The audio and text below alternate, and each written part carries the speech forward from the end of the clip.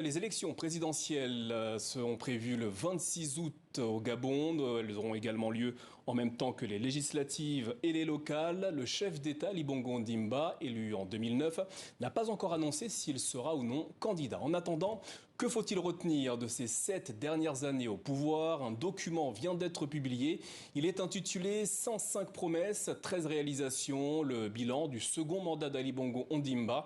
Et pour en parler, nous recevons un des auteurs de ce document, l'économiste et spécialiste en sécurité financière Maïs Mouissi. Bonsoir et merci d'être avec nous. Bonsoir, monsieur. Votre rapport fait réagir les autorités de Libreville. Le parti au pouvoir estime que votre rapport manque d'objectivité. Alors tout d'abord, qui a financé ce rapport et comment garantir sa neutralité? Alors tout d'abord, je voudrais dire que ça fait quasiment maintenant 10 ans que nous faisons de l'évaluation des politiques publiques. Sur la question du financement, nous l'avons mis dès la première page du rapport. Nous avons financé, le principal co-auteur et moi, Harold Leka, l'intégralité des frais liés à ce rapport. Et ça n'a pas été très difficile, d'autant que toutes les personnes qui ont travaillé pour ce rapport ont travaillé de façon bénévole. Donc je pense que la question du financement est close. Il faut simplement que sur le principe, les uns et les autres acceptent que les citoyens gabonais puissent faire désormais l'évaluation des politiques publiques parce qu'ils sont les premiers concernés par les résultats de ces politiques. Alors à qui s'adresse ce rapport? Ce rapport s'adresse à tous les Gabonais. C'est d'abord un rapport qui a été fait pour les citoyens gabonais en général. Peu importe leur bord politique, qu'ils soient de la majorité ou qu'ils soient de l'opposition. L'idée est de, maintenant que nous sommes au terme des mandats, arriver à poser un cadre, faire un bilan et pouvoir éclairer le choix des électeurs dans la perspective de l'élection à venir. Et puis, il est important aujourd'hui que l'on se pose, après 7 années de gouvernance, pour savoir là où ça a mieux marché et là où ça a moins bien marché pour en tirer les conséquences pour l'avenir. Alors, dans ce document, vous estimez que sur les 105 promesses du programme présidentiel du président en 2016, seules 13 ont été retenues. Comment êtes-vous arrivé à ce chiffre? Alors, pour faire de l'évaluation des politiques publiques, il y a une méthodologie qui est à peu près quasiment universelle. Ce que nous avons fait, c'est que nous sommes partis du programme présenté par le président de la République lorsqu'il était candidat en 2016. Et dans ce programme, nous avons identifié chacun des engagements, parce qu'en fait, c'est ça le contrat de confiance avec les Gabonais. Et pour chacun de ces engagements, nous avons mis en place la méthodologie qui va bien. Nous avons déployé une trentaine de personnes à travers le territoire pour pouvoir aller sur les sites, faire des contrôles sur pièces, faire des contrôles sur site, organiser des interviews.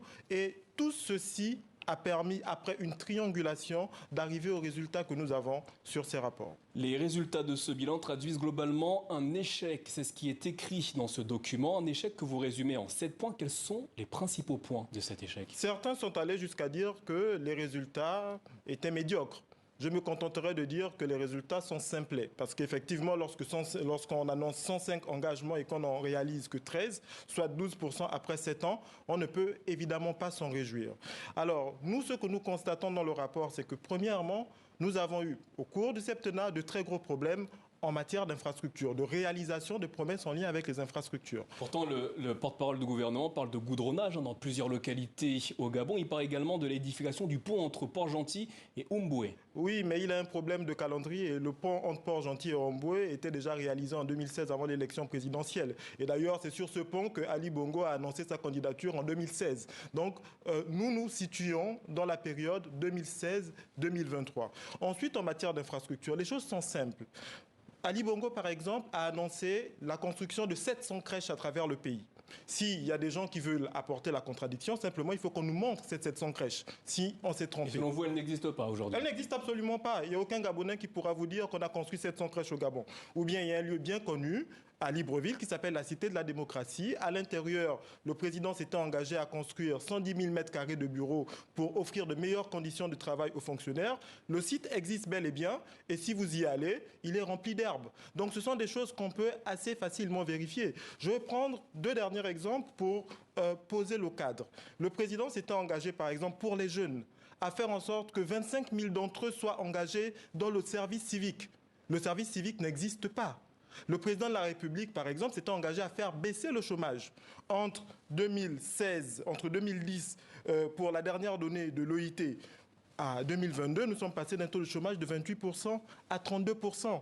Donc ça, c'est un problème. Et il faut essayer de comprendre pourquoi nous avons ces résultats qui ne sont pas à la hauteur des attentes et comment on peut y remédier à l'avenir. Pourtant, le dernier mandat du président Ali Bongo Ondimba a été marqué entre autres par l'AVC du chef de l'État, par le Covid-19 ou encore la guerre en Ukraine. Selon vous, ne pensez-vous pas que cela explique peut-être la non-réalisation de certaines promesses du président? Nous en avons tenu compte. Nous le disons dans le résumé exécutif du rapport, nous en avons tenu compte. Nous avons tenu compte du fait qu'effectivement, il y a eu un événement extraordinaire qui a concerné tous les pays de la planète, c'est le Covid-19. La guerre en Ukraine a un impact naturellement sur le prix des matières premières alimentaires.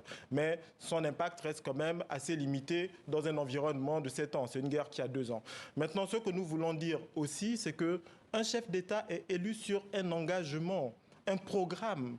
Et il est tenu d'en réaliser, en tout cas, peut-être pas la totalité, mais quand même un bon nombre. Il y a un grand écart entre 12% et ne serait-ce que 50%. Il n'est pas acceptable qu'un chef d'État, peu importe les événements exogènes ou endogènes, n'en soit qu'à 12% de réalisation après 7 ans. Alors justement, qu'aurait dû faire le pouvoir gabonais selon vous ces 7 dernières années? Déjà, il aurait dû construire une politique cohérente, ce qui n'a pas été fait. Ensuite, on a un vrai problème de gouvernance, même de stabilité de la gouvernance au cours de cette dernière année. Nous avons une instabilité. Il y a eu quasiment 10 remaniements ministériels en 7 ans. Lorsque vous êtes en situation de responsabilité au gouvernement et que vous devez discuter avec des partenaires multiformes, il n'est pas acceptable qu'ils arrivent en janvier, ils trouvent un ministre en charge par exemple de l'économie ou des travaux publics et ils reviennent en mars, il y en a un autre et ils reviennent en juillet, il y en a encore un autre. C'est ce qui s'est passé pendant les 7 ans. Ça rend difficile la mise en œuvre des différents projets et malheureusement, voici le résultat et quelque part, nous tous Gabonais, nous le payons. Maïs Moïsi, que faudrait-il faire pour améliorer la bonne gouvernance, entre guillemets, au Gabon? Alors, il y a plusieurs choses qui peuvent être faites. Premièrement, il faut accepter d'être transparent. Deuxièmement, il faut accepter d'évaluer. Et ça, je le dis à mes compatriotes du pouvoir. Il faut accepter d'évaluer parce qu'on ne sait pas changer ce qu'on ne sait pas mesurer. Ensuite, il faut que le président de la République fasse preuve de leadership. Maintenant, pour changer, puisque nous sommes à la veille d'une élection présidentielle, ce n'est pas à 2 mois du terme de son mandat que l'on change. Là, ce dont nous parlons, c'est pour l'avenir.